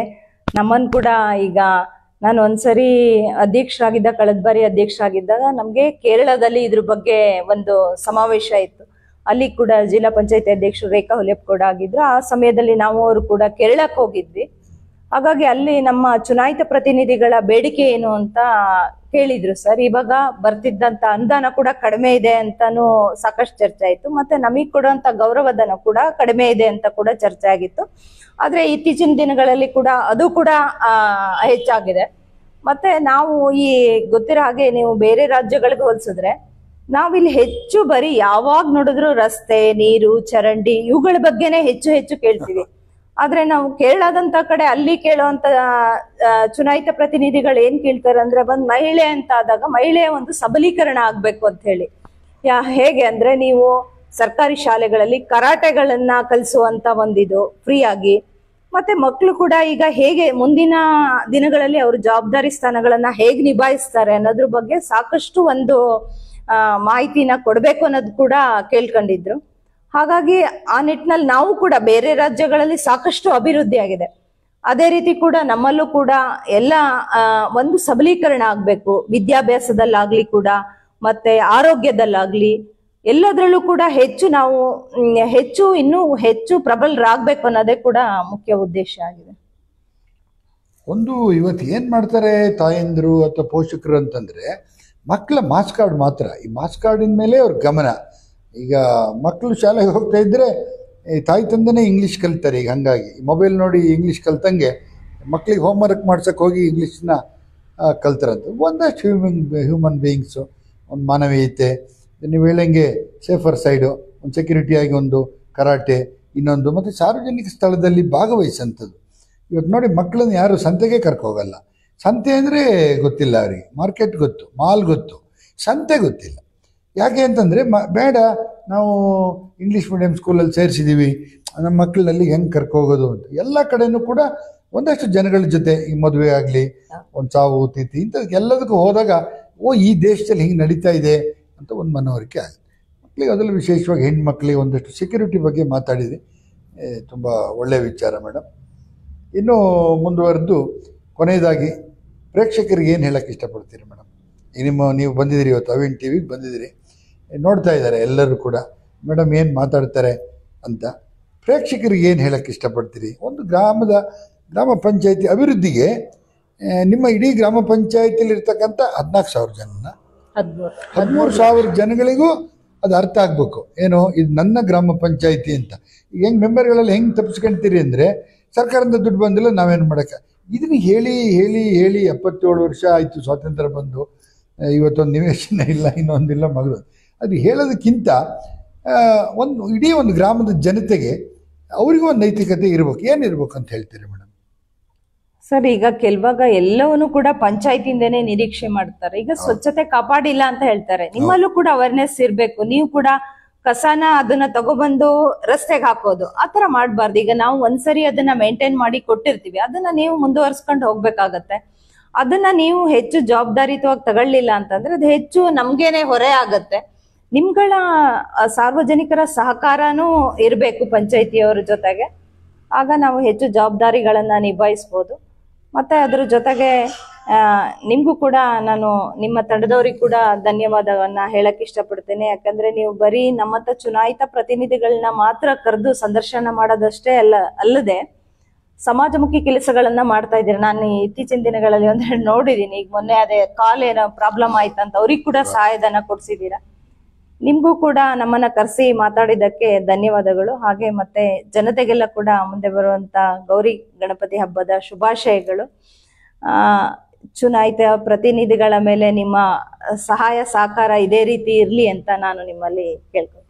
ಓಕೆ ಮೇಡಮ್, ಈಗ ನೀವು 18 ವರ್ಷ ಏನು ರಾಜಕಾರಣದಲ್ಲಿದ್ದೀರಿ, ಅದರಲ್ಲಿ ಮತ್ತು ಒಂದೇ ಪಾರ್ಟಿನಲ್ಲಿದ್ದೀರಿ, ಎಲ್ಲೂ ಕೂಡ ಪಕ್ಷಾಂತರ ಮಾಡಿಲ್ಲ ಅಂತ ಕೇಳಿದ್ದೀನಿ. ಮತ್ತು ಒಂದು ಸಾಮಾನ್ಯವಾಗಿ ಹಳ್ಳಿನಲ್ಲಿ ಒಂದು ಗಾದೆ ಹೇಳ್ತಾರೆ, 2 ಜಡೆಗಳು ಎಲ್ಲಿ ಸೇರುತ್ತೆ ಅಲ್ಲಿ ಗಲಾಟೆ ಆಗೋದು ಜಾಸ್ತಿ ಅಂತ. ಆದರೆ ಮೊನ್ನೆ ನಮ್ಮ ಬ್ರಹ್ಮಕುಮಾರಿ ಸೋದರಿ ಬಂದವರು ಹೇಳ್ತಾ ಇದ್ರು, ನೋಡಿ 2 ಜಡೆ ಒಟ್ಟಿಗಿರ್ಬೋದು ಅಂಥೇಳಿ ನಾವು ತೋರಿಸ್ಕೊಟ್ಟಿದ್ದೀವಿ ಪ್ರಜಾಪ್ರತ ಬ್ರಹ್ಮಕುಮಾರಿ ಈಶ್ವರಿ ವಿಶ್ವವಿದ್ಯಾಲಯದಲ್ಲಿ ಅಂತ.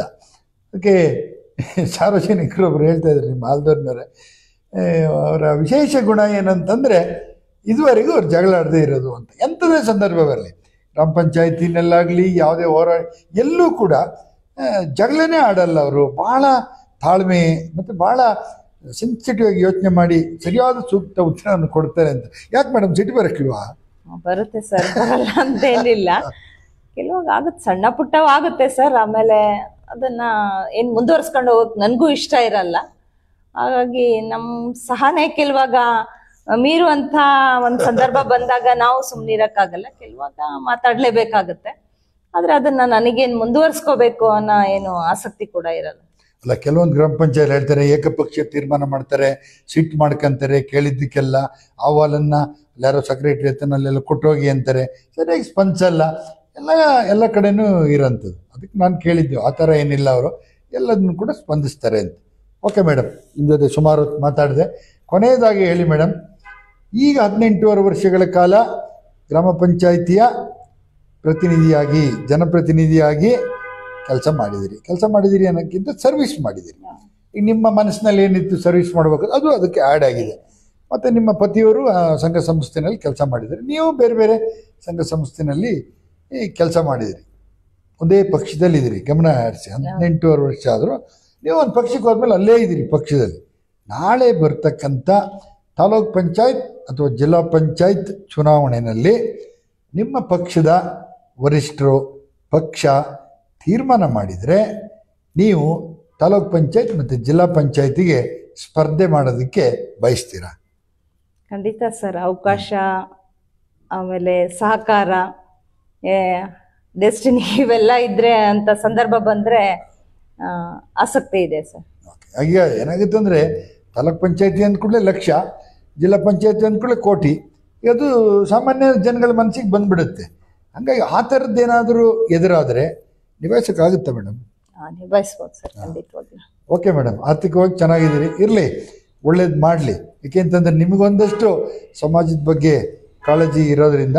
ನಾನು ಕೊನೆಯದಾಗಿ ಇನ್ನೊಂದು ಹೇಳ್ತೀನಿ, ಅಂಗನವಾಡಿ ಕೇಂದ್ರಗಳು ಇವತ್ತಿನ ದಿನ ಎಲ್ಲರಿಗೂ ಒಂದು ಏನೋ ಅಮಲು, ಈ ಕುಡಿತದ ಅಮಲ ಇರುತ್ತೆ, ಹಂಗೆ ಅಮಲು ಹತ್ತಿಬಿಟ್ಟಿದೆ ತಲೆಗೆ. ಇಂಗ್ಲೀಷ್ ಕಲಿಸ್ಬೇಕು ಮಕ್ಕಳಿಗೆ ಅಂತ. ಅದು ಅಂಗನವಾಡಿಯಿಂದನೇ ಶುರುವಾಗುತ್ತೆ. ಈಗ ಮುಂಚೆ ಅಂಗನವಾಡಿ ಅಂತಂದರೆ ಎಲ್ಲ ಹಟ್ಟಿ ಕೊಟ್ಟಿಗೆಯಲ್ಲಿ ಎಲ್ಲೋ ಮಾಡ್ತಾರೆ, ನೀನೇನು ಹತ್ತಿಗೆರೆ ಹತ್ರ ಎಲ್ಲೋ ಬಿದ್ದೋಕ್ಕಾಗಿದೆ ಅಂತ ಒಂದು ನ್ಯೂಸು ಬಂದಿತ್ತು. ಹಾಗಾಗಿ ನೀವು ನಿಮ್ಮ ಪೀರಿಯಡಲ್ಲಿ ಅಂಗನವಾಡಿಗಳಿಗೆ ಒಂದು ಏನು ಅಲ್ಲಿರ್ತಕ್ಕಂಥ ಶುಚಿತ್ವ, ಆ ಬಿಲ್ಡಿಂಗು ಸರ್ಕಾರನೂ ಕೊಡ್ತಾ ಇದೆ, ಇಲ್ಲ ಅಂತಿಲ್ಲ. ಅದು ನೀವು ನಿಮ್ಮಲ್ಲಿ ಎಷ್ಟು ಅಂಗನವಾಡಿಗಳು? ನಮ್ಮಲ್ಲಿ 15 ಅಂಗನವಾಡಿ ಇದೆ. 15 ಅಂಗನವಾಡಿ. ಇದಕ್ಕೂ ನೀವು ಹೇಳಿದ್ನಲ್ಲ, ಸಾರ್ವಜನಿಕರಿಂದ ಕಾಂಟ್ರಿಬ್ಯೂಷನ್ ಮಾಡೋದು. ಇದು ಗ್ರಾಮ ಪಂಚಾಯತಿ ಬಿಟ್ಟು ಬೇರೆ ಒಂದು ಅಂಗನವಾಡಿಗೆ ಒಂದು ಮೇಂಟೆನೆನ್ಸ್ಗೆ ಇಷ್ಟು ನೀವು ಮಾಡಿಕೊಡಿ ಸರ್, ಇಷ್ಟು ಸಾವಿರ ಅಥವಾ ಇಷ್ಟು ಲಕ್ಷ ಹಿಂಗೆ ಹೇಳಿದರೆ, ಯಾಕಂದರೆ ಅಂಗನವಾಡಿ ಇಂಪ್ರೂವ್ ಆಗಿಬಿಡುತ್ತೆ. ನೀವು ಅಂಗನವಾಡಿ ಇಂಪ್ರೂವ್ ಮಾಡಿದರೆ ಸರ್ಕಾರಿ ಶಾಲೆ ಇಂಪ್ರೂವ್ ಆಗುತ್ತೆ. ಆಗ ಅಂಗನವಾಡಿನಲ್ಲಿ ಏನಾಗಿದೆ, 3 ವರ್ಷ ಮಕ್ಕಳು ತಾಯಿ ಜೊತೆ ಇರೋದು, 3 ವರ್ಷ ದಾಟಿದ್ಕೊಳ್ಳೆ ಅಂಗನವಾಡಿಗೆ ಹೋಗೇ ಆಯಿತು. ಆಮೇಲೆ ಬಿಡಿ ಎಲ್ಲ ಹಾಸ್ಟೆಲ್ಲು ಸ್ಕೂಲು ಹಿಂಗೆ ಹೋಗ್ಬಿಡ್ತೇವೆ. ಆದರೆ ಮಕ್ಕಳಿಗೆ ಇವತ್ತು ಸರಿಯಾದ ಒಂದು ಮಾನವೀಯತೆಯನ್ನು ಕಲಿಸ್ತಾ ಇದ್ದರೆ ಅದು ಅಂಗನವಾಡಿ ಮಾತ್ರ. ಹಾಗಾಗಿ ಅಂಗನವಾಡಿನಲ್ಲಿ ಒಂದು ಕೂಲಿ ಕಾರ್ಮಿಕರ ಮಕ್ಕಳು ಬಡವರೇ ಬರೋದು, ನಾನು ಎಲ್ಲಿ ಕಳಿಸಿದರೆ ನನ್ನ ಸ್ಟೇಟಸ್ ಹಾಳಾಗುತ್ತಾ ಅನ್ನೋ ಮನೋಭಾವನೂ ಕೂಡ ಭಾಳಷ್ಟು ಜನರಲ್ಲಿ ಇರ್ಬೋದು. ಆದರೆ ಅಂಗನವಾಡಿಗಳನ್ನು ನೀವು ಇಂಪ್ರೂವ್ ಮಾಡಿದರೆ ನಿಮ್ಮ ಸುತ್ತಮುತ್ತಲಿರ್ತಕ್ಕಂಥ ಎಲ್ಲ ಸರ್ಕಾರಿ ಶಾಲೆಗಳು ಕೂಡ ಇಂಪ್ರೂವ್ ಆಗ್ತವೆ. ಈಗ ನೀವು ಜೀವಜಲ ಅಂತರ್ಜಲ ಇಂಪ್ರೂವ್ ಮಾಡ್ತೀವಿ ಅಂತೆಲ್ಲ. ಹಾಗಾಗಿ ಓಕೆ ಮೇಡಮ್, ಇನ್ನೇನಾದ್ರು ಹೇಳೋಕ್ಕಿದೆ ಮೇಡಮ್? ನೀವು ಕೊನೆಯದಾಗಿ ಗೌರಿ ಗಣೇಶನ ಹಬ್ಬದ ಶುಭಾಶಯ ಹೇಳಿದಿರಿ, ಹಬ್ಬಕ್ಕೆ ಕರೀಲಿಲ್ಲ, ಬರೀ ಶುಭಾಶಯ ಹೇಳಿಬಿಟ್ಬಿಟ್ರೆ. ಓಕೆ, ಈ ಗೌರಿ ಗಣೇಶನ ಹಬ್ಬದ ಶುಭಾಶಯಗಳು ನಿಮಗೂ ಕೂಡ ಅವಿನ್ ಟಿವಿ ವತಿಯಿಂದ. ಎಲ್ಲೂ ಕೂಡ ಗೊಂದಲ ಮಾಡ್ದೇ ಭಕ್ತಿಪೂರ್ವಕವಾಗಿ ಗೌರಿ ಗಣೇಶನ ಹಬ್ಬವನ್ನು ಆಚರಣೆ ಮಾಡಿ ಸಾರ್ವಜನಿಕರಿಗೆ ಎಲ್ಲರಿಗೂ ಗೊತ್ತಾಗಲಿ. ಹಿಂದೂ ಜನಾಂಗ ಅಂತೇನಿಲ್ಲ, ಏನು ಗಣಪತಿ ಏನು ಗೌರಿ ಅನ್ನೋದು ಬೇರೆ ಧರ್ಮದವರಿಗೂ ಕೂಡ ಅರಿವಾಗಲಿ. ಅವರನ್ನು ಕೂಡ ಸಭೆ ಸಮಾರಂಭಕ್ಕೆ ಆಹ್ವಾನ ಮಾಡ್ತಕ್ಕಂಥದ್ದು, ಮೆರವಣಿಗೆಗಳಲ್ಲಿ ಅವ್ರನ್ನೂ ಪಾಲ್ಗೊಳ್ಳುವಂತೆ ಮಾಡೋಂಥದ್ದು, ಒಂದಷ್ಟು ವಿಚಾರಗಳನ್ನ ಹೇಳೋಂಥ ಕೆಲಸ ಆಗಲಿ. ಆಯಿತು ಮೇಡಮ್, ಇನ್ನೇನು ಹೇಳ್ತೀರಾ ಫೈನಲ್ ಆಗಿ? ನಮ್ಮ ಪಂಚಾಯಿತಿಯಲ್ಲಿ ಈಗಾಗಲೇ ನೀವು ಮಾತಾಡಿರುವಂಗೆ 19 ವರ್ಷಗಳ ಸರ್ವಿಸಲ್ಲಿ ನಾವು ಸಾಕಷ್ಟು ಈಗ ಮಳಿಗೆಗಳನ್ನ ಮಾಡಿದ್ವಿ, ಆದಾಯ ಬರುವಂತ ಮಾಡಿದ್ವಿ. ಈಗಾಗಲೇ ಮೊನ್ನೆ ಟ್ಯಾಕ್ಟ್ರಿನ್ ಕೂಡ ಕೊಂಡಿದೀವಿ. ಅದ್ರ ಜೊತೆಗೆ ಈಗ ಒಂದು 3 ಮಳಿಗೆಗಳನ್ನ ಕೂಡ ಈಗಾಗಲೇ ಟೆಂಡರ್ ಆಗಿದೆ, ಅದ್ರ ಕಾಮಗಾರಿ ಕೂಡ ನಡೀತಾ ಇದೆ. ಹಾಗಾಗಿ ನಿಮ್ಗಳ ಸಹಕಾರ ಪಂಚಾಯಿತಿಯ ಸದಸ್ಯರ ಮೇಲೆ ಎಲ್ಲರ ಮೇಲೂ ಕೂಡ ಇರ್ಲಿ ಅಂತ ಹೇಳ್ತಾ ಮತ್ತೆ ನಮ್ಮನ್ನ ಇವತ್ತು ಕರೆಸಿ ಇಲ್ಲಿ ಮಾತಾಡಕ್ಕೆ ಅವಕಾಶ ಮಾಡಿಕೊಟ್ಟ ನಿಮ್ಗೆಲ್ರಿಗೂ ಅನಿಸ್ತೇನೆ. ಓಕೆ, ಧನ್ಯವಾದಗಳು ಮೇಡಮ್. ಪ್ರಿಯ ವೀಕ್ಷಕರೇ, ಇಷ್ಟೊತ್ತು ನೋಡಿ ನಮ್ಮ ಗ್ರಾಮ ಪಂಚಾಯತಿ ಕತೆ ಗಣೇಶನ ಜೊತೆ ಅನ್ನೋದು ಎಲ್ಲ ವಿವರಗಳನ್ನು ಹೇಳಿದೆ. ನಿಮ್ಗೆ ಅನ್ಸ್ಬೋದು ಯಾಕೆ ಕೇಳಿದ್ನೇ ಕೇಳ್ತಾ ಇದ್ದಾರೆ ಅಂತಂದ್ರೆ, ಒಂದೊಂದು ಕಡೆ ನೋಡಿ 5 ಜನ ಇರೋ ಗ್ರಾಮ ಪಂಚಾಯತಿನೂ ಇದೆ, ಇವರು 26 ಜನ ಇರೋ ಗ್ರಾಮ ಪಂಚಾಯತಿನೂ ಇದೆ. ಒಂದು ದೊಡ್ಡ ಪಂಚಾಯತಿ ಅಷ್ಟು ಸುಲಭ ಅಲ್ಲ ನಿಭಾಯಿಸೋದು. ಅದರಲ್ಲೂ ಒಬ್ಬರು ಮಹಿಳೆ ಇವತ್ತು ಅಧ್ಯಕ್ಷರಾಗಿ ಕೆಲಸ ಹಿಂದೆನೂ ಮಾಡಿದ್ರು. ಆದರೆ 19 ವರ್ಷಗಳ ಕಾಲ ಗ್ರಾಮ ಪಂಚಾಯಿತಿಯ ಸದಸ್ಯರಾಗಿ ಕೆಲಸ ಮಾಡ್ತಕ್ಕಂಥದ್ದು ಅಂದರೆ ಒಂದು ಭಂಡಾರ. ಅವರಿಗೆ ಯಾವ ಗ್ರಾಮ ಎಲ್ಲಿದೆ ಒಂಥರ ಸ್ಕೆಚ್ ನೋಡಿ ಹೇಳ್ತಾರಲ್ಲ, ಹಂಗೆ ಇಂಥಲ್ಲೇ ಇಂಥ ರೋಡು ನೀರು ಕರೆಂಟ್ ಅಂತೇಳಿ ಇವರೇನು ಡಿ ಸಿಗಾಗಲಿ ಮಿನಿಸ್ಟ್ರಿಗಾಗಲಿ ಪತ್ರ ಬರೆಯೋದೇ ಬೇಡ, ಬಾಯಲ್ಲೇ ಹೇಳ್ಬಿಡ್ತಾರೆ ನಮ್ಗೆ ಇಷ್ಟಿಷ್ಟು ಎಲ್ಲ ಬೇಕು ಅಂತ. ಕೊನೆಗೆ ಎಲ್ಲ ಗ್ರಾಮ ಪಂಚಾಯತಿ ಮೆಂಬರು ಅಧ್ಯಕ್ಷರುಗಳ ಅಹವಾಲು ಅಷ್ಟೇ. ಒಬ್ಬ ಪಂಚಾಯತಿ ಮೆಂಬರಿಗೆ ಕನಿಷ್ಠ 10 ಲಕ್ಷ ರೂಪಾಯಿನಾದ್ರು ಇನ್ನೂ ಹೆಚ್ಚಿಗೆ ಕೊಟ್ಟರೆ ಒಂದು 2-3 ವರ್ಷದಲ್ಲಿ ಇಡೀ ಗ್ರಾಮ ಪಂಚಾಯಿತಿಯ ಒಂದು ಅಭಿವೃದ್ಧಿ ಸಾಕಾಗುತ್ತೆ. ಮೊದಲು ನಿವೇಶನ ಕೊಡಿ. ಸರ್ಕಾರಕ್ಕೆ ನಾವು ಹೇಳೋದು ಇಷ್ಟೇ, ನಿವೇಶನ ಕೊಡಿ. ಈಗ ನಿಮ್ಮ ಏನು MLA ಇದ್ದಾರೆ, ಅವರು ಒಂದಷ್ಟು ಆಸಕ್ತಿ ಇದೆ. ಯಾಕಂದರೆ ಅವರ ಆಸಕ್ತಿಗೆ ಸರ್ಕಾರ ತಣ್ಣೀರು ಎರಚಬಾರ್ದು, ಅಲ್ಲಿಂದ ಮೇಲಿಂದನೂ ಕೂಡ ಅವರಿಗೆ ಕೊಡಬೇಕಾಗುತ್ತೆ. ಹಾಗಾಗಿ ಒಳ್ಳೆ MLA ಇದ್ದಾರೆ ಅಂತ ಅನ್ಸ್ತಾರೆ. MLAನು ಬಳಸ್ಕೊಂಡು ಸರ್ಕಾರನೂ ಬಳಸ್ಕೊಂಡು ನಿಮ್ಮದೇ ಸರ್ಕಾರ ಹಾಗೆ ಉತ್ತಮ ಕಾರ್ಯಗಳನ್ನು ಮಾಡಿ. ಪ್ರಿಯ ವೀಕ್ಷಕರೇ, ಈ ಅವಿನ್ ಟಿವಿನ ಲೈಕ್ ಮಾಡಿ, ಶೇರ್ ಮಾಡಿ, ಕಾಮೆಂಟ್ ಮಾಡಿ. ನೀವು ನೋಡ್ದಂಗೆ ಬೇರೆಯವರು ನೋಡಲಿ.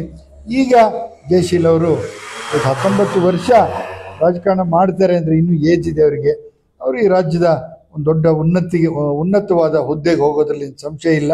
ಹಾಗಾಗಿ ಅವರಿಗೆ ಆ ಭಗವಂತ ಆರೋಗ್ಯ, ಆಯಸ್ಸು, ಐಶ್ವರ್ಯ ಎಲ್ಲ ಕೊಡಲಿ ಅಂತ ಹೇಳ್ತಾ ಈ ಸಂದರ್ಶನವನ್ನು ಇಲ್ಲಿ ಮುಗಿಸ್ತಾ ಇದ್ದೀನಿ.